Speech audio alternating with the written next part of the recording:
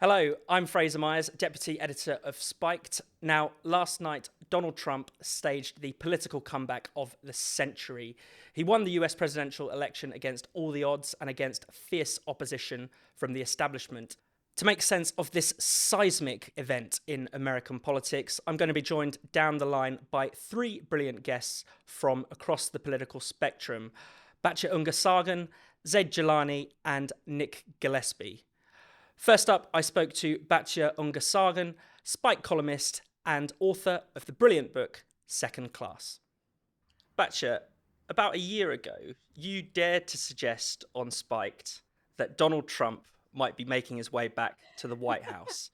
Now, what did you see back then that all the other pundits clearly missed? It's so amazing because for those of us chronicling the great realignment in American politics along class lines, there was really nothing surprising here. I mean, I think the only surprise was how right we have been. But the shifts that we've been pointing out, that working class Americans of all races are defecting from the Democratic Party, which has become the party of the overcredentialed, smug elites, and has created a platform to appeal to the economic interests of the elites, which is wage theft of their working class neighbors. You know, we've seen this happening for years. I mean, it took me a while to notice it. I certainly wasn't on the Trump train in 2016.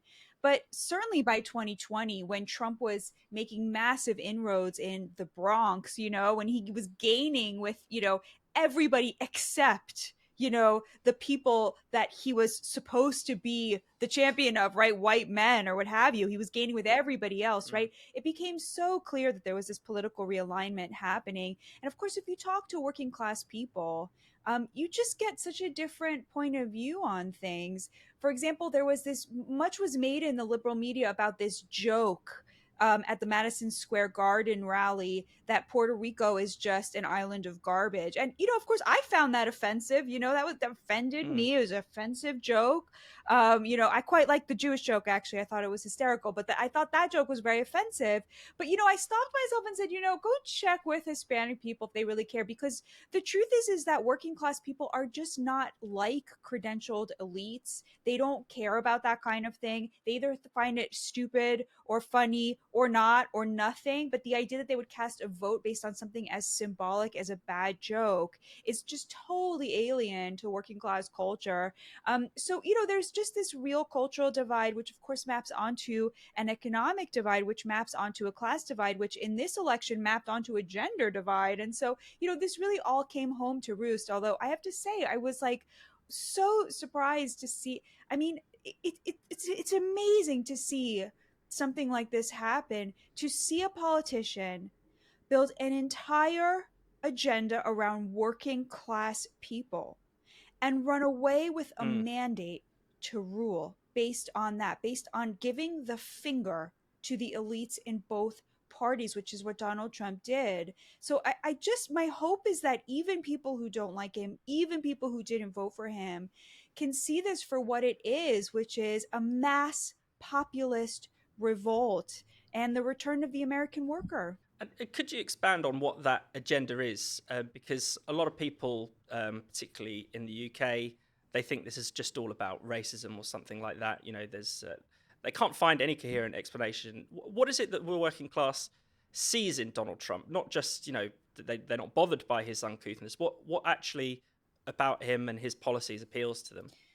Donald Trump took over a Republican Party that was built around sort of three planks: social conservatism, foreign interventions, and free trade. And he took an axe to every single one of those things.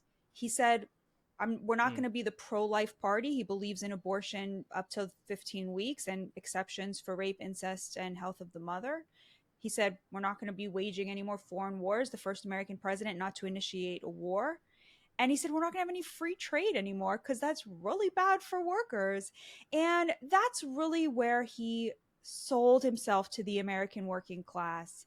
He said, we're not going to be shipping your jobs overseas to China anymore. We're going to be reshoring them.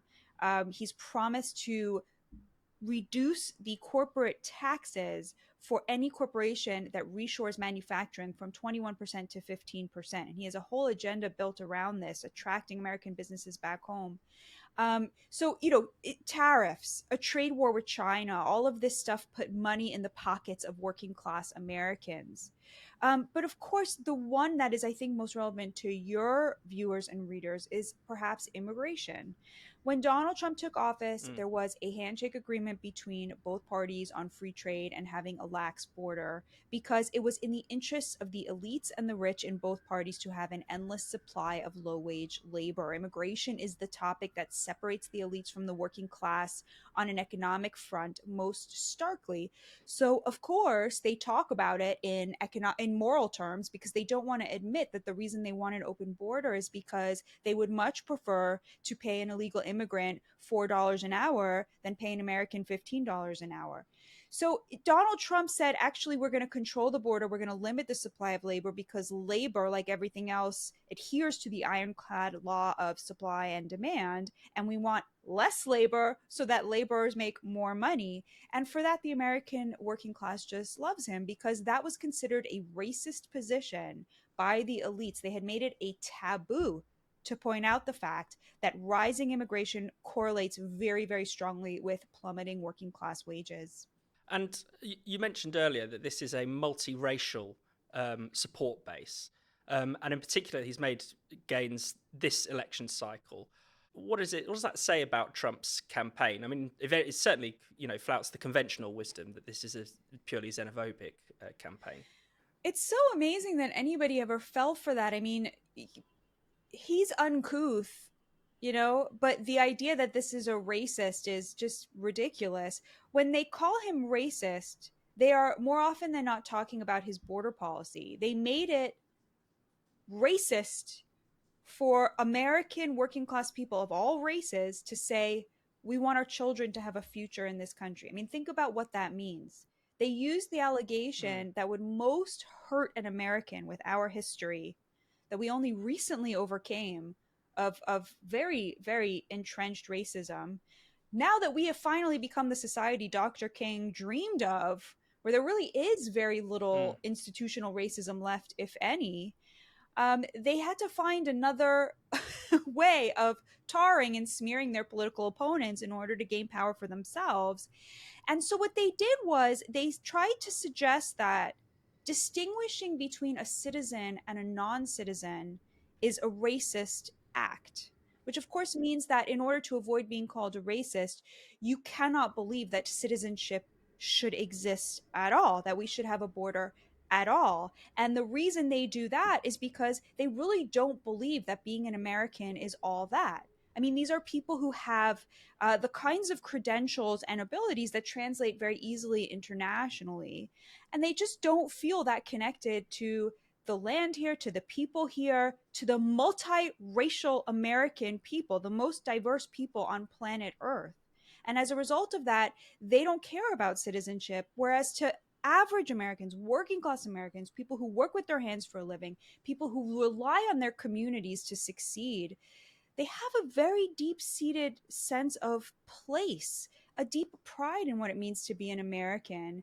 And that is the thing the elites have tried to take away from them to put money in the pockets of the elites. I mean, that's kind of the thing that's happening here. That's such a scandal and such an outrage that in order to justify wage theft of their less well off neighbors, they smeared them as racists for being proud of being American. My final question is: there will be a lot of people out there who are really glad to see the back of the Democrats, not fans of Biden, not fans of Kamala, but they will still have reservations, perhaps even fears about Donald Trump, particularly because of his behaviour after the 2020 election. Um, Now, what would you say to people who still have certain reservations, skepticism, or anxieties about things like that? I'm going to be very honest because that is my job. Last night, going into the election returns, I thought Kamala Harris was going to win. And I had those concerns as Mm. well. I thought, wow, if she wins, he's going to contest it, which is his right. There are legal avenues to do that. But I was afraid.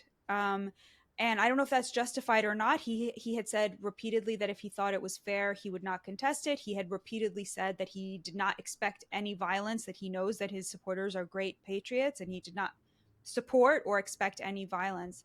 But I was afraid. So I have to admit that it would be very easy for me to say now that he's won in this landslide, like there was nothing to fear all Mm, along. But the truth is, we won't know that. And this is my way of saying to my fellow Americans who have that fear, I see you, and I had it as well. Now that he's won, there's not much he could, I don't see where that fear would come into play. He does not have dictatorial impulses. The number one thing he wants is for Americans to be prosperous. He's taken on the rich people on his side in order to accomplish that with mm. tariffs and with controlling the border. So I don't see how people could suspect him on that front. He's already angered them so much so that they all put their weight and their money behind Nikki Haley in the Republican primary. Let's not forget about that. So to me, we have amazing guardrails in this country. What the era of Trump has proven is that it is in the nature of power to concentrate itself, to hold on to itself, to abuse itself. But what we have learned over the last 10 years is that when it comes to American institutions, when it comes to Donald Trump, they are very, very, very adept at putting limits on his power. And when it comes to their own side, they are the handmaidens of abuses of power. So I would just say, it's much more likely that any kind of abuse of power would be controlled if it's coming from a Republican than from a Democrat, because the people in charge of policing those abuses all come from Democratic institutions and are on the side of Democrats. And so they find it, in the most generous reading, very difficult to see those abuses of power. In a less generous reading, quite on board with them. Batya Ungar-Sargon, thank you very much. Thanks, Fraser. Now I'm joined by Zaid Jilani, an independent journalist who runs the American Saga newsletter. So, Zaid, why did voters abandon the Democrats so spectacularly at this election? Yeah, so let me tell you a story. So I live outside Atlanta in Georgia, which is one of the battlegrounds, right? And for months, I really didn't see a whole lot of like campaign signs or campaign lit or yard signs about Kamala Harris and Tim Walz, which was Mm, odd because online you saw all kinds of enthusiasm for them. Of course, yard signs don't vote, and I'm not saying that's the all end all be all indicator. But finally, I was driving around. I was near closer to downtown Atlanta, near Emory Hospital, which is kind of a very prosperous area. And I saw a neighborhood just full of Kamala Harris, Tim Walz signs, I think official signs, and maybe all other stuff they had made, maybe. And I figured it out. Like, this is the Democratic base now, right? It's like mm, surgeons and anesthesiologists and doctors and like upwardly mobile, upper middle class, highly educated folks, right? Like, those were the people who were most enthusiastic about Kamala Harris. Um, Kamala Harris is, as much as the Democratic Party tried to portray her something different, she's not. She doesn't really come from the same social background as let's say, like a Jesse Jackson or a Shirley Chisholm, mm, right? She's not from that like long like Black American tradition. She's the daughter of immigrants. She's married to a corporate lawyer. She had kind of a political career in childhood, growing up in a lot of different places, like even Berkeley and Montreal in Canada. And I think her natural base of people is other like upwardly mobile, affluent, highly educated people. Um, and that's ultimately, I think, kind of what the Democratic base was largely whittled down to in many parts of the country, right? I think if you look at Georgia, some of the places where maybe the Democrats did add some votes could possibly be some of those like highly educated suburbs, kind of like north of Atlanta where I am. But they got destroyed in rural turnout, and I don't think that in the rural areas, underdeveloped parts of Georgia went out in huge numbers for Donald Trump. I think that Trump probably boosted his black vote a little bit in Georgia, not in a huge amount, but probably enough to where if the election was closer, it would have made maybe could have even made the margin. Um, this election kind of demonstrated, I think, that a lot of what the Democratic Party thinks of itself as is not actually the case, right? And part of that is like mm, they hid Joe Biden's condition for so long to where when they replaced him, they were like, okay, we just got to throw someone in there. We're not going to have a primary. We're not going to have any caucuses. Because when you have primaries and you have caucuses and you have a democratic process to pick the nominee, you get to see what the country thinks of those people. You stress test them. mm. And you get to see who your voters are, right? You get some sense of like, are we losing people in one group or another? What does our electorate look like? Because I think a lot of Democrats treated like particularly minority voters Like they only had a mobilization problem, right? Like it might be a problem if not enough people turn out in Philadelphia or Detroit or Milwaukee or Atlanta. But actually, they also had a persuasion problem, right? Like a lot of minorities just didn't think the Biden economy was that great. They didn't like a lot of the social cultural turns on the left in the Democratic Party, or they were upset about the war in the Middle East, right? You know, that was also an element in some states like I think Michigan, Georgia, and Virginia as well. Probably that played some role as far as the large Muslim populations in those three places. So yeah, I think ultimately the Democratic Party got arrogant, right? They thought they could sleepwalk Joe Biden into a second term when he clearly can barely do the job or stay awake at night. And then second, they dropped in someone who privately I think a lot of Democrats just realized is not a very good politician, probably would not have made a very good president, who just is not nearly as capable as the kind of Democratic presidents we have had. I mean, let's remember, Jimmy Carter worked on nuclear technology. Bill Clinton was a Rhodes Scholar. Obama was head of the Harvard Law Review. These were extremely accomplished people.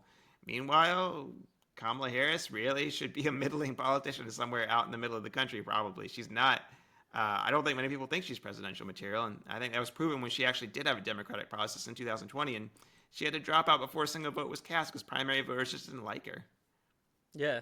And on the flip side, as well as, sort of Democrats becoming a party of more of the elites, as you're suggesting, the Republicans, can they start to stake a claim to be the party of the working class? I mean, you've certainly seen a bit of a dalliance with trade unions, for instance, during this election. What do you make of that side of the ledger? Yeah, I think that's a really important and interesting question because I think the Republican Party is somewhat in transition or trying to transition because there are different factions within it, right? So I think the faction that J.D. Vance comes from is the faction of people who believe very strongly in trade protectionism, who believe that workers have been betrayed both at the border and through trade policy and through maybe wage and labor policy, and who do actually want to reorient the Republican Party into a more worker-oriented political party. I mean, I know J.D. Vance's chief of staff. He's actually a young Jewish man who I think has a very strong moral and religious conviction about workers, and he doesn't like greed and he doesn't like corporate abuses. He actually believes this. The problem though is that somebody like Jacob, who I'm describing, Vance's chief of staff, is a fish out of water in the Republican Party. It's still true that 90% of the elected Republicans in America generally think government should be very hands off when it comes to labor and wage policy, that they shouldn't be too tough on business, and they take a lot of money from people who are very wealthy who don't want them to do anything like that. So I think it's going to be a little bit of a battle within the Republican Party. Can Vance assert himself against other factions in the Trump coalition or in the Trump White House and administration to kind of craft that more populist political party? Because let's be honest, Vance is almost certainly the 2028 frontrunner for the Republicans now, right? He's probably going to be the presidential candidate in 2028, right? And at that point, he will have almost total control, at least in the executive part. So he could really complete this transition into the more working class party. They've already created the base, right? They won the lion's share of working class voters in this election, right? They're creating the base. To me, the policy isn't quite there yet. I think a lot of these voters went for the Republicans just because they were upset about inflation, they were upset about the border, they were upset about the war. And so they switched. They were open to switching over to the Republicans, but it's not like they were endorsing all the Republican agenda, right? It's not they're saying, okay, we need more tax cuts across the board even for very wealthy people. I don't think that's what they're saying. But I think they were open to the Republicans. Now it's the Republicans' job to see if they can infirm that coalition by giving them a policy framework and outcomes that would actually win them over the long term, kind of like Franklin Roosevelt did with the New Deal coalition, right, which assembled a Democratic coalition that lasted decades, right? So it's a real question, and I don't want to come down too hard one way or another in terms of predicting where it will go. I think one thing about Trump is that he has his hobby horses, like tariffs. He loves tariffs, and I think he is very much in the Ross Perot, Pat Buchanan mindset on trade. I don't think he has very strong policy preferences in other areas, right? He's very impressionable to the people around him, and who knows what's going to happen, right? But I do think there's an opening or an opportunity there. And finally, returning to Kamala Harris's campaign, she went quite hard in the last few weeks in calling Trump a fascist. Clearly, that hasn't worked. Is that kind of language, is that kind of demonization of Trump losing its sting, or maybe did it never work before? Did it ever work? Look, I told someone earlier that when she was going on with Liz Cheney and using this rhetoric, I feel like she had an audience of 5 people, right? Everyone who works for the Atlantic magazine, maybe Morning Joe program on MSNBC. Those are the kinds of people who sincerely believe this and talk about this, right? I live in Georgia. It's a very politically mixed state. We have 2 liberal Democratic senators, a pro-life conservative Republican governor. I know many Republicans and Democrats and independents in real life and normal people. I don't think anyone thought that America was on the verge of some kind of dictatorship or anything, right? But I'm not exactly sure why Kamala Harris even agreed to calling Trump a fascist. My guess is that she spent a lot of time in that cable news elite pundit universe, and she was kind of telling them what they want to hear. Because there was that John Kelly story where he also told the Atlantic magazine, what they probably wanted to hear from him. Whether it was, it may have been true, but I think he was selective in it probably. So yeah, I just don't. That was about Hitler's generals, is that right? Right. Which honestly, I feel like Trump would say something like that, but he wouldn't mean it as an endorsement of Nazism. He would be more like, I just want loyal people. But he isn't. He doesn't have enough common sense to know not to use that example. But I never got a sense from swing voters or people who are unsure about the election that they think that there's going to be some kind of dictatorship in America if Trump wins, right? I think a lot of people think Trump's a jerk, right? Or they think that he's a sore loser for not accepting the 2020 election results. A lot of even Republicans in Georgia felt that way. People who were holding their nose and voting for him felt that way. But I think the kind of extreme rhetoric you see on cable news and some of these magazines are online, I just don't think it ever resonated with people. And actually, there was a good New York Times story a few weeks ago where the main super PAC that was running ads for Kamala actually came out and said, hey, look, we don't think any of that rhetoric will work.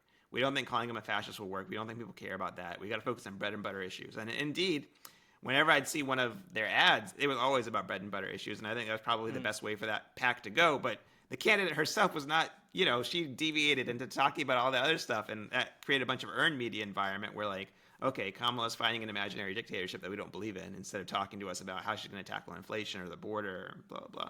So yeah, I do think it was a bust for them. Unfortunately, I think there is a media ecosystem for that, and so Democrats and liberals might continue to say it endlessly. Not to saying that they shouldn't criticize Trump or report critically about him. Of course they should, but I think the hyperbole, unfortunately, really worked to their detriment.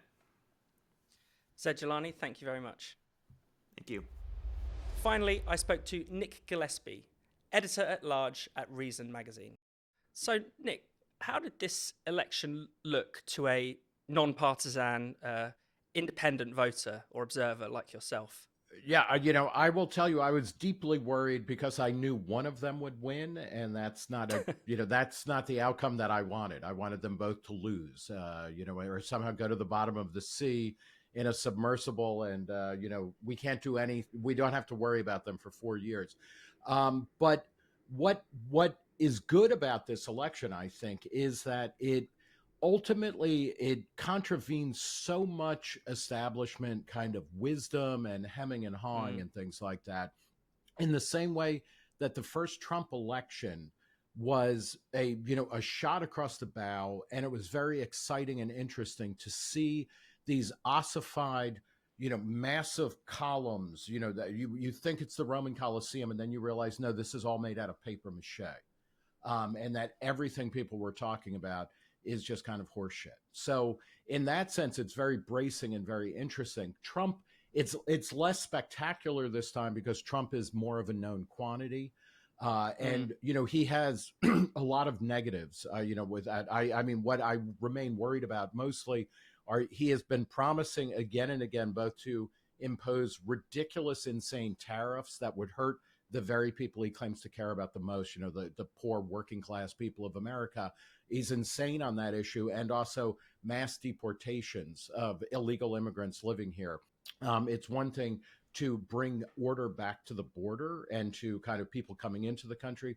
That's all well and good. It is overdue, and it was a signal failure of the Biden administration and of Harris, to the extent she was even awake during the Biden administration. They failed to do that in a profound way. But more importantly, I worry about that because if, Trump and J.D. Vance as vice president have talked about rounding up millions of people and shipping them out of the country. And that is terrifying because, I say this to people all the time, and I say it as the grandchild of immigrants myself, including people from Italy who, when they showed up in the 19-teens, were not considered white. You think it's obvious who the illegal immigrants are, so that the cops with all their surgical precision will just pull people out of crowds and send them packing. It doesn't work like that. It clogs up everything. So I have many concerns about the second Trump administration. By the same token, it is exhilarating to see an entire part of the Democratic Party establishment and a cultural kind of attachment to that kind of gone now. If things were ramping up into 2020, in the election of Joe Biden in the fall of 2020, but between the COVID lockdowns, which Trump started, by the way, and was terrible on, but the COVID regime, and then, all of the race-related riots and things like that going on here, that did, it was a lot of smoke. There was no clarity to anything coming out of that. But the Democratic Party went so far woke and left. It is incredibly good to see that. It has been, that has been drawing down in popularity for a long time. And I think we can say this marks the end of that. We don't have to start talking about a lot of stupid issues, whether it's things like defund the police or whatever, like that era is over. And now we have a relatively, not a clean slate, but a fresh starting point to start talking about what does a positive vision of America look like. And that's very exhilarating. Mm.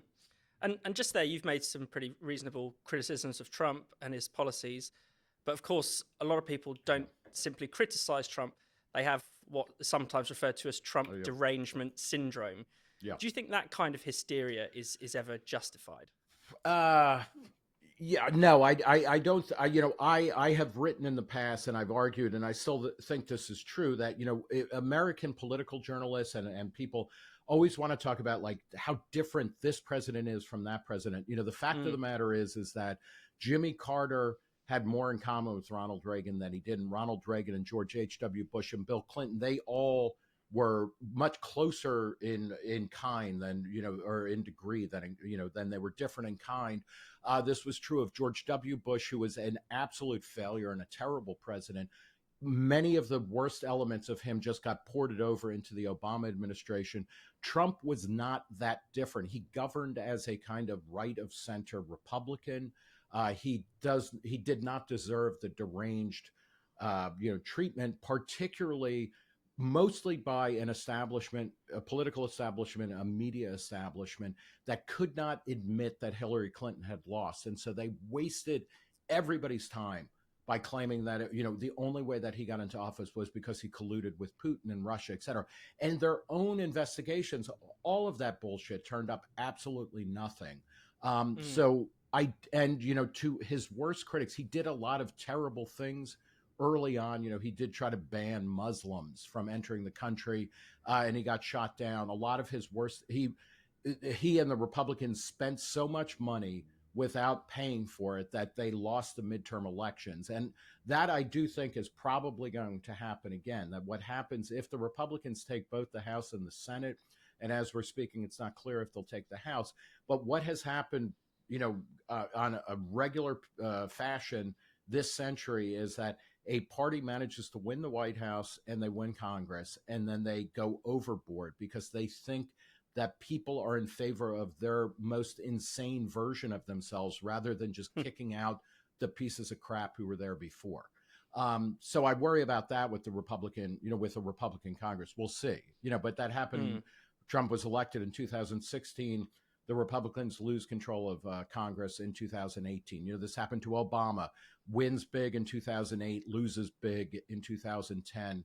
That is definitely on the table. But the Trump Derangement Syndrome, this is a real question for Democrats and for liberals, actually even for libertarians and anti-Trumpers in the Republican Party.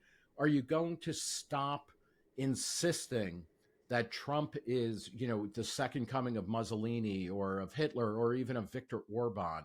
Are you going to stop talking about that and start building the future or not? Because we've shut down a terrible era in American politics, under Joe Biden, under the Democrats, related to COVID, related to foreign policy disasters, where it's, not even a question of like, are we isolationist? Are we interventionist? We just don't have a foreign policy right now. And we're now, we can start talking about these things and moving forward in a positive way, I think. And tell me a bit more about why you feel exhilarated by this vote potentially. Do you think it opens things up? Do you think it, could there be new sort of forms of populism? Presumably we're expecting Trump to last only 4 years.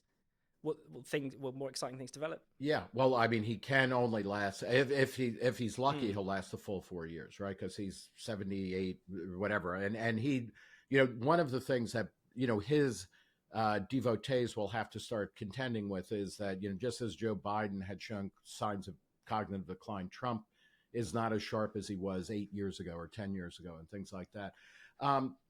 I worry, in fact, that we will see new forms of populism, because part of what Trump has promised, like throughout this campaign, he has just promised more and more kind of giveaways and subsidies to, favored constituents. This is how you get elected probably everywhere, but certainly in America. And he has also, simultaneously said, oh, and the way we're going to pay for that, we're going to make Chinese people pay for it by raising tariffs on Chinese goods. That isn't how tariffs work. That's not how trade works.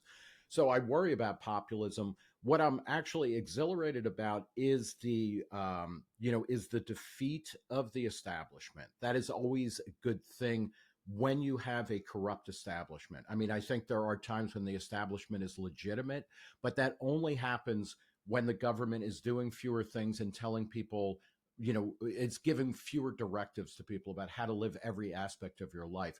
One of the signal characteristics and failures of the Biden and Harris years was that they did not take people's concerns seriously. They just disregarded people and said, well, you don't have any reason to be worried. You should be worried about this, or you should be paying attention to this progressive cause, or the way we're talking about stuff. And that's just bad politics, but it's bad governance as well. So I'm happy to see that go. I do worry that Trump has surrounded himself with people who are mixed. You have people like Elon Musk, who is a subsidy, superstar. Like, he gets so much money from the government. He is probably the last person to actually cut $2 trillion in spending from a federal budget that's around $6 trillion. Like, I don't think that's going to happen, but that's one thing. And he is, like a lot of tech billionaires, because they are good at building rockets, they think they're good at building your and my life.